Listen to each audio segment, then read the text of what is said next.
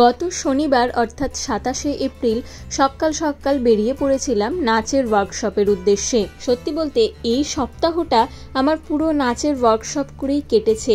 এত ভালো কাটলো এই সপ্তাহটা, মনে হলো যদি প্রতিটা সপ্তাহ এরকম কাটতো তবে সত্যি জীবনটা খুব সুন্দর হয়ে যেত। Hello everyone, welcome to Madly Rockers blog channel. কাদের কাদের নাচের ওয়ার্কশপে অংশগ্রহণ করলাম এবং সেখান থেকে কি কি শিখলাম সেগুলোই আজকে বলবো। যারা যারা আমাকে ফেসবুক বা ইনস্টাগ্রামে ফলো করেন তারা হয়তো এতক্ষণে জেনেই গেছেন। ভিডিওতে থাকবে ওয়ার্কশপ সম্পর্কে আরও কিছু অজানা তথ্য। শুরু করা যাক তাহলে।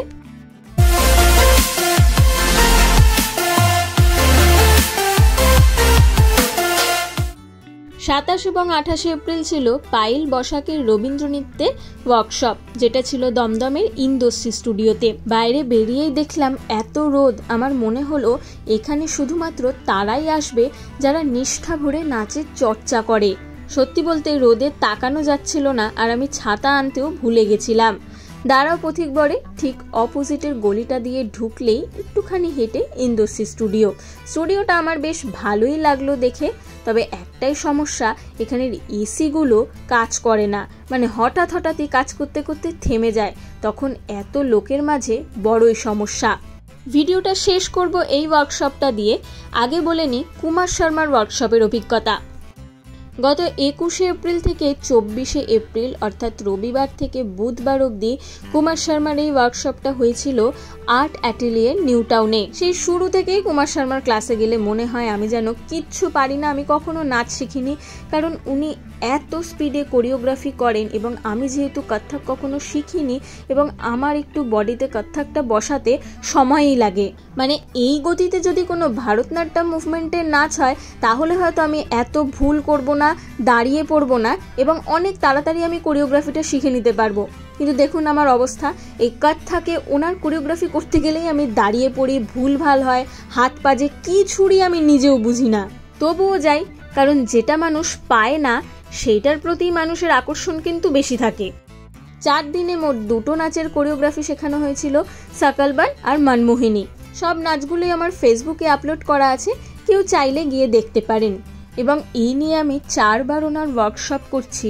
ওনার ব্যবহার দেখে মনেই হয় না যে কত কত মহারথীদের সাথে ওনার ওঠা বসা, কোনো দম্ভ নেই এবং যখন শেখান একদম ঢেলে শেখান। এই জন্যই আমি চেষ্টা করি ওনার ওয়ার্কশপগুলোতে যেতে, তাহলে পরে কত্থকটা আমার কিছুটা শেখাও হয়। কুমার শর্মার ক্লাসটা 2টো ব্যাচে হয়েছিল, 4:30 ব্যাচ এবং 6:30 ব্যাচ। আমি 6:30 ব্যাচটা এনরোল করেছিলাম কারণ প্রতিদিনই তো অফিস করে 5টার সময় বাড়ি থেকে বেরিয়েছি এবং 6:30 থেকে 8টা অবধি ক্লাস করে বাড়ি ফিরতে ফিরতে আমার 10টা। বাড়ি এসে আবার অফিস করেছি, আবার সকালবেলা উঠতে হয়েছে, উঠে অফিস করে আবার পরের দিনকে ক্লাসে গেছি। এবং প্রথম 2 দিন তো এত পা ব্যথা ছিল যে আমি রাত্রে ঘুমাতে পর্যন্ত পারিনি।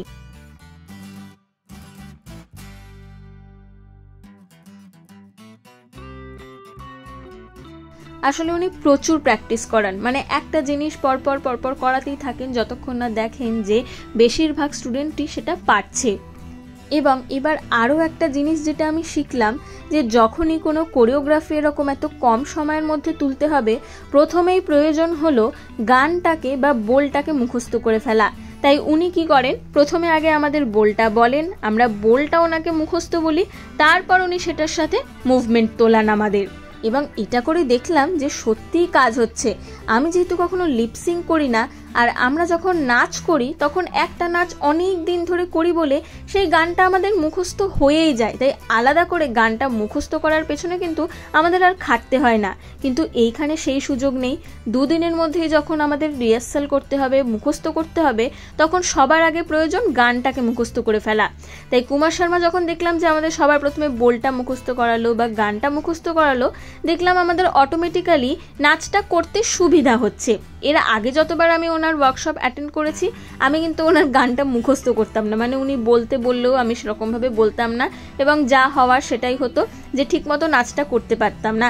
এইবারও ঠিকমতো করতে পারিনি, তবে মনে হলো যে গত বছরগুলোর থেকে এই বছরে আমি একটু ভালো পারফরমেন্স করেছি।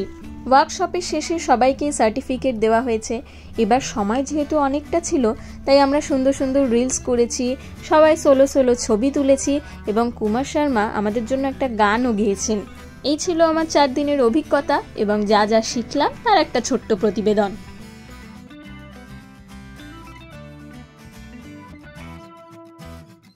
ফিরে আসি আবার পায়েল বসাকের ওয়ার্কশপে। কুমার শর্মার ওয়ার্কশপটা যারা অর্গানাইজ করে সেখানে লোকবল অনেক বেশি, তাই আমাদের যখন প্রত্যেকবার নাচ শেষ হয় ওরাই আমাদের সবার ফটো তুলে দেয় কুমার শর্মার সাথে এবং ওরাই ভিডিও করে দেয় এবং সেগুলো সব গ্রুপে পাঠিয়ে দেয়। তাতে করে কি হয়, ফটো তোলার জন্য যে একটা ক্যাওস সেটা হয় না, কিন্তু এখানে যেহেতু উনি একাই সব কিছু অর্গানাইজ করছেন তাই ফটো তোলার সময় ক্যাওস একটা হচ্ছিল এখানে। আর কিছু কিছু মানুষ সব জায়গায় থাকে যাদের একটা ছবি তুলে মন ভরে না, সেলফি, সামনে থেকে দাঁড়িয়ে ছবি সব চাই তাদের। একজন ওনাকে একটা হ্যান্ডমেড কার্ড এবং ফটো ফ্রেম গিফট করলো, যেটা ভীষণ সুন্দর। আমি তো খুব একটা দেখতে পাইনি, এই ভিডিও করার জন্য উপর থেকেই যতটা দেখলাম।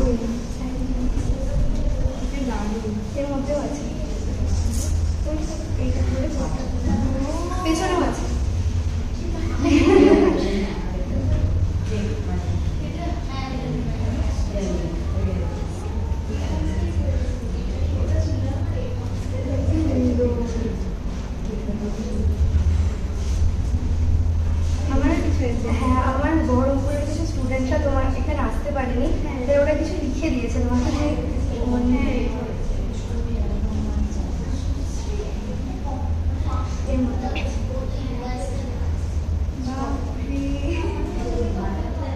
এভাবেই কেটে গেল প্রথম দিনটা। আসলে আমি এই ওয়ার্কশপটা এসেছিলাম এই জন্য যে 4 দিন ধরে খালি হাত পা তো নাড়িয়েছি, কিন্তু নাচ আমি কিছুই করতে পারিনি, তাই এবার একটু নাচ করব। এবং সত্যি একদিনেই কতটা কোরিওগ্রাফি তুলে নিয়েছি এবং সেটাও কত প্রমিনেন্ট বসেও গেছে হাতে পায়ে এইটুকু সময়ের মধ্যে। আর এটা তো হওয়ারই ছিল, কারণ এটা আমার ধারার নৃত্য। এই ভিডিওগুলো সব লম্বাতেই হয়েছে, তাই বেশি ক্লিপস এখানে দিচ্ছি না। কেউ দেখতে চাইলে ফেসবুকে গিয়ে দেখতে পারো, বা উনিও হয়তো আপলোড করবেন, সেখানে দেখতে পারো। দ্বিতীয় দিনে যাওয়ার আগে একটু বলি এখান থেকে কি শিখলাম। যতই আমি এই নাচটা পারি, কিন্তু তবুও কিছু তো শিখেছি। রবীন্দ্র নৃত্যের মূল বিষয়ই হলো এক্সপ্রেশন। হাত এবং পায়ের সাথে এক্সপ্রেশনও খুব জরুরি, এবং আমি মনে করি আমার সেটা খুব একটা সাবলীল আসে না। তাই জন্যই এখানে আসা, যাতে এক্সপ্রেশনটা আরও সুন্দর করে শিখতে পারি এবং অবশ্যই কি করে অঙ্গভঙ্গিগুলো আরও সুন্দর করে করা যায়, আরও কি করে জিনিসটা ফ্লো বা নদীর মতন, জলের ধারার মতন লাগবে, সেসবই শিখলাম এখান থেকে। এবং এত সামনে থেকে এত গুণী মানুষের নাচ দেখতে পাওয়া তো একটা বাড়তি পাওনা। দ্বিতীয় দিন দৈপায়ন দাও এসেছিল এবং সেদিন সার্টিফিকেট প্রদান করা হয়। এছাড়াও মঞ্চের যে নতুন প্রোডাকশনটা বেরিয়েছে শ্রাবণ রাতের গন্ধ, সেটাই আমরা গ্রুপ গ্রুপ করে নাচ করলাম এবং সেটার ভিডিও করা হলো। হয়তো ওনারা খুব শীঘ্রই ওনাদের চ্যানেল থেকে ছাড়বেন। এবার কিছু ছবির পালা। আমিও খুব বেশি ছবি তুলতে পারিনি, কারণ ওই যে বললাম ক্যাওস ছিল। এছাড়াও আমি একটা করেই ছবি তুলেছি, আর কত ছবি লাগে। ও একটা মজার ঘটনা তো বলাই হয়নি। আমার মামা একবার দৈপায়নদার সাথে ভিডিও কলে কথা বলিয়েছিল এবং জানতে পারলাম যে আমার মামির সাথে ওদের পারিবারিক একটা সম্পর্ক রয়েছে। আজকের ভিডিওটা এইটুকুই। ভীষণ ভালো কাটলো এই সপ্তাহটা। ওয়ার্কশপগুলো তো শুধু শেখার জন্য নয়, মনকে আনন্দ দেয়, কত কত নতুন মানুষের সাথে দেখা হয়, এগুলোও কিন্তু জীবনে দরকারি। আমি কিন্তু কুমার শর্মার ওয়ার্কশপ থেকে একজন বান্ধবীও পেয়েছি এবং সেটা আমি ভিডিও করে দেখিয়েছিলাম একবার। আজকের ভিডিওটা এইটুকুই। সবাই সুস্থ থাকবেন, ভালো থাকবেন এবং যার যেটা করতে ভালো লাগে, কোনো খারাপ কাজ ছাড়া, সেই সব কাজগুলো আরও বেশি বেশি করে করুন। মন আনন্দে থাকলে শরীর স্বাস্থ্যও ভালো থাকবে। ভিডিওটা ভালো লাগলে চ্যানেলটা সাবস্ক্রাইব করে দেবেন। টাটা।